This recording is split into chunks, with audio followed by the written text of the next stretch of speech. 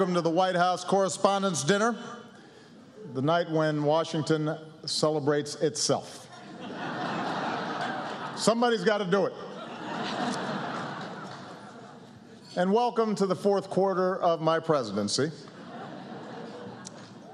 It's true, that was Michelle cheering.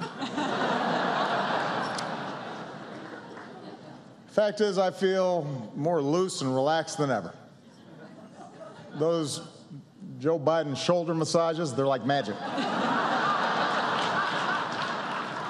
You should try one. Oh, you have?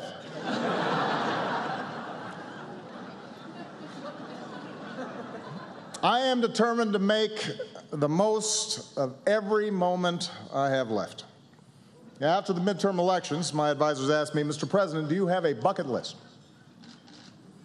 And I said, well, I have something that rhymes with bucket list. Take executive action on immigration? Bucket. New climate regulations? Bucket. It's the right thing to do. And my new attitude is paying off. Look at my Cuba policy. The Castro brothers are here tonight. Welcome to America, amigos. ¿Qué pasa? What? It's the Castros from Texas? Oh. Hi, Joaquin. Hi, Julian. Anyway. Being president is never easy. I still have to fix a broken immigration system, issue veto threats, negotiate with Iran, all while finding time to pray 5 times a day, which is strenuous. And it is no wonder that people keep pointing out how the presidency has aged me. I look so old, John Boehner's already invited Netanyahu to speak at my funeral.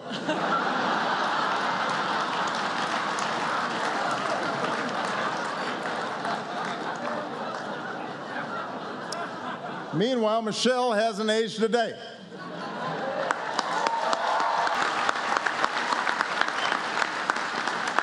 I ask her what her secret is. She just says, fresh fruits and vegetables. It's aggravating.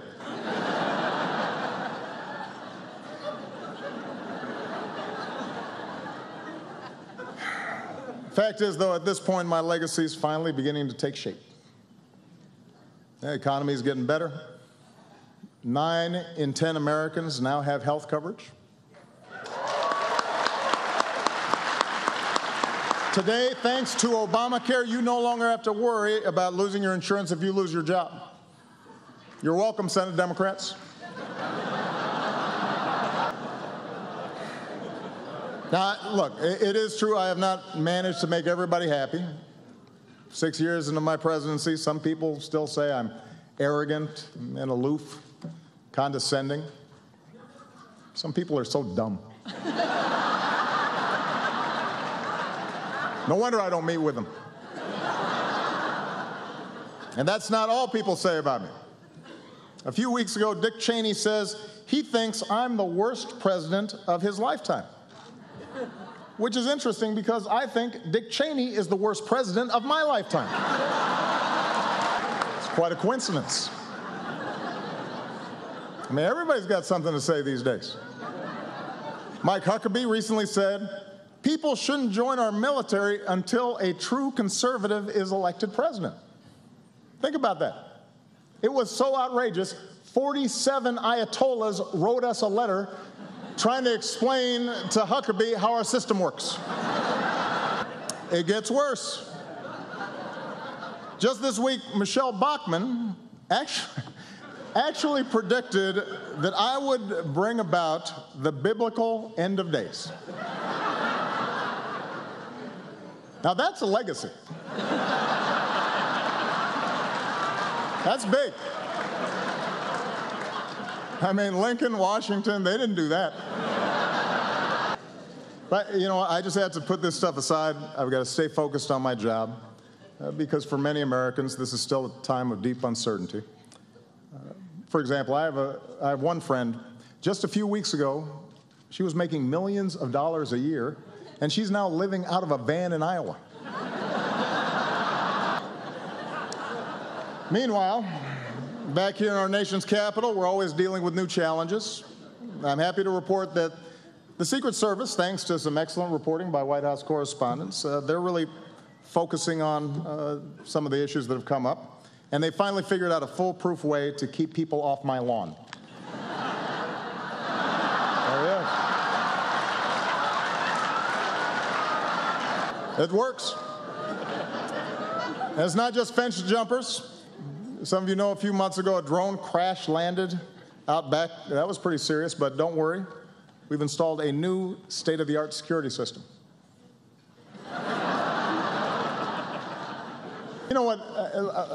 Let me set the record straight. I tease Joe sometimes, but he has been at my side for 7 years. I love that man. He's not just a great vice president, he is a great friend.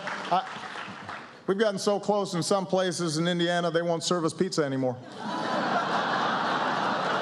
I want to thank our host for the evening, the Chicago girl, the incredibly talented Cicely Strong.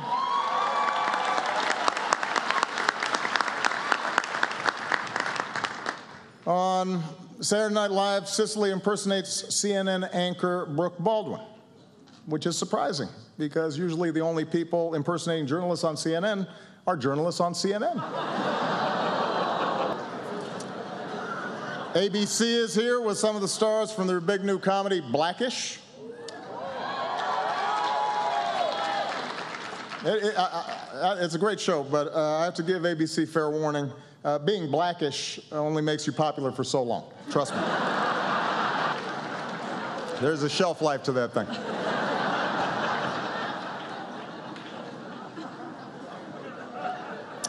As always, the reporters here had a lot to cover over the last year. Here on the East Coast, one big story was the brutal winter. The polar vortex caused so many record lows, they renamed it MSNBC. But of course, let's face it, there is one issue on every reporter's minds, and that is 2016. Already we've seen some missteps. It turns out Jeb Bush identified himself as Hispanic back in 2009. Which, you know what, look, I understand. It's an innocent mistake. Reminds me of when I identified myself as American back in 1961. Ted Cruz said that denying the existence of climate change made him like Galileo. Now, that's not really an apt comparison. Galileo believed the Earth revolves around the sun. Ted Cruz believes the Earth revolves around Ted Cruz. And just as an aside, I want to point out, when a guy who has his face on a hope poster calls you self-centered, you know you've got a problem. The narcissism index is creeping up a little too high. Meanwhile, Rick Santorum announced that he would not attend the same-sex wedding of a friend or a loved one, to which gays and lesbians across the country responded, "That's not going to be a problem." Don't sweat that one.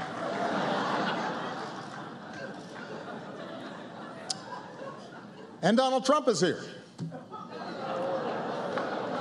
Still. Anyway, it's amazing how time flies. Soon the first presidential contest will take place, and I, for one, cannot wait to see who the Koch brothers pick. It's exciting. Marco Rubio, Rand Paul, Ted Cruz, Jeb Bush, Scott Walker. Who will finally get that red rose?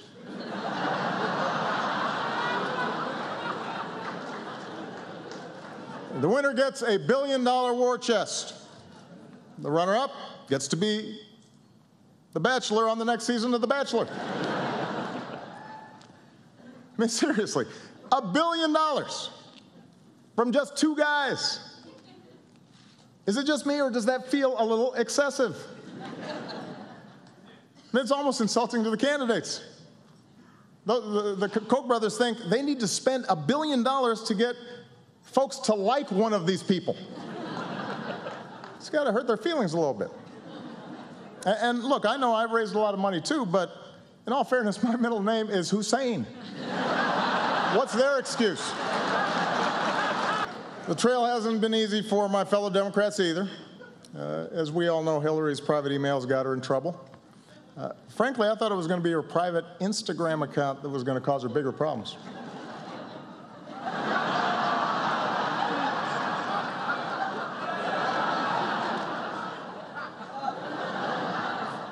Not to be outdone, Martin O'Malley kicked things off by going completely unrecognized at a Martin O'Malley campaign event. And Bernie Sanders might run. I like Bernie. Bernie's an interesting guy. Apparently, some folks really want to see a pot-smoking socialist in the White House. We could get a 3rd Obama term after all. Could happen. Anyway, as always, I want to close on a more serious note. You know, I often joke about tensions between me and the press, but honestly, what they say doesn't bother me. I understand we've got an adversarial system. I'm a mellow sort of guy. And that's why I invited Luther, my anger translator, to join me here tonight.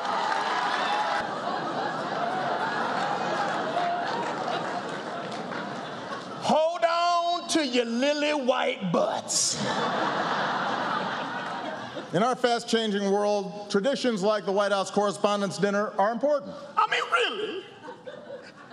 What is this dinner? And why am I required to come to it? Jeb Bush, do you really want to do this? Because despite our differences, we count on the press to shed light on the most important issues of the day. And we can count on Fox News to terrify old white people with some nonsense. Sharia law is coming to Cleveland. Run for the damn hills. Y'all's ridiculous. We won't always see eye to eye. Oh, and CNN, thank you so much for the wall-to-wall Ebola coverage. For 2 whole weeks, we were one step away from the Walking Dead.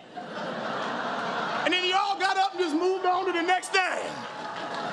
That was awesome. Oh, and by the way, just if you haven't noticed, you don't have Ebola. But I still deeply appreciate the work that you do. Y'all remember when I had that big old hole in the bottom of the Gulf of Mexico, and then I plugged it? Remember that? Which Obama's Katrina was that one? Was that 19, or was it 20, because I can't remember. Protecting our democracy is more important than ever. For example, the Supreme Court ruled that the donor who gave Ted Cruz $6 million was just exercising free speech. Yeah, it's the kind of speech like this. I just wasted $6 million. And it's not just Republicans. Hillary will have to raise huge sums of money too. Oh, yeah. She gonna get that money. She gonna get all the money. Khaleesi is coming to Westeros. So watch out. Woo! The nonstop focus on billionaire donors creates real problems for our democracy. And that's why we're running for a 3rd term. No, we're not. We're not? No. Who the hell said that? But we do need to stay focused on some big challenges, like climate change. Hey, listen, y'all, if you haven't noticed, California is bone dry. It looked like a trailer for the new Mad Max movie up in there. Y'all think that Bradley Cooper came here because he wants to talk to Chuck Todd? He needed a glass of water. Come on. The science is clear. The science is clear. 9 out of the 10 hottest years ever came in the last decade. Now, I'm not a scientist, but I do know how to count to 10.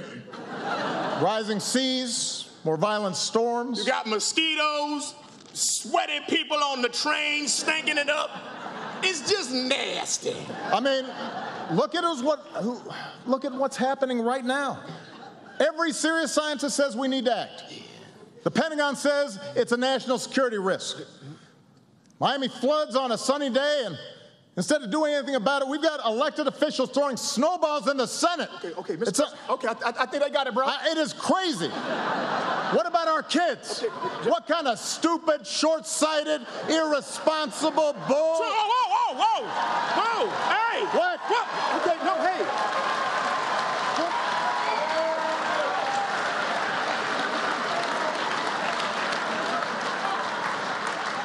What? All due respect, sir, you don't need an anger translator. You need counseling. So now I'm out of here, man. I ain't trying to get into all this. Go.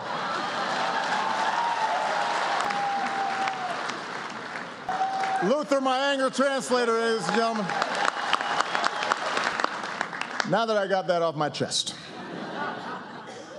You know, investigative journalism, explanatory journalism, journalism that exposes corruption and injustice and gives voice to the different and the marginalized, the voiceless.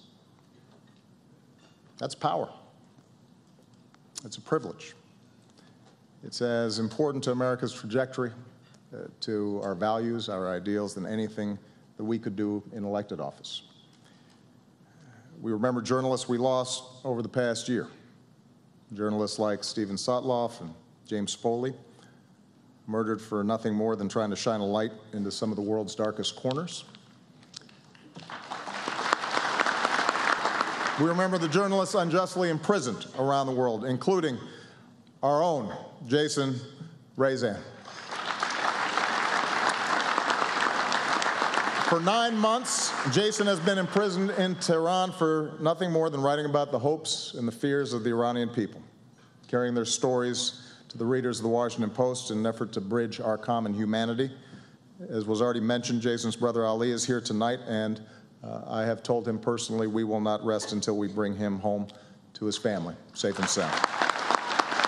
These journalists and so many others view their work as more than just a profession, but as a public good, an indispensable pillar of our society.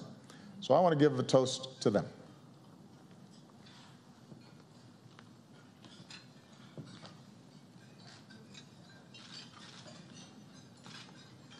I raise a glass to them and to all of you with the words of the American foreign correspondent Dorothy Thompson. It is not the fact of liberty, but the way in which liberty is exercised that ultimately determines whether liberty itself survives. On our last celebration here,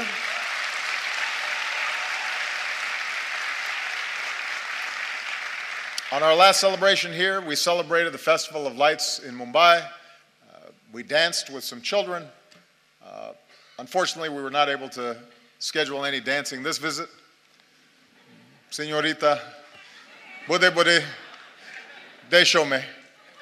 You know what I mean. So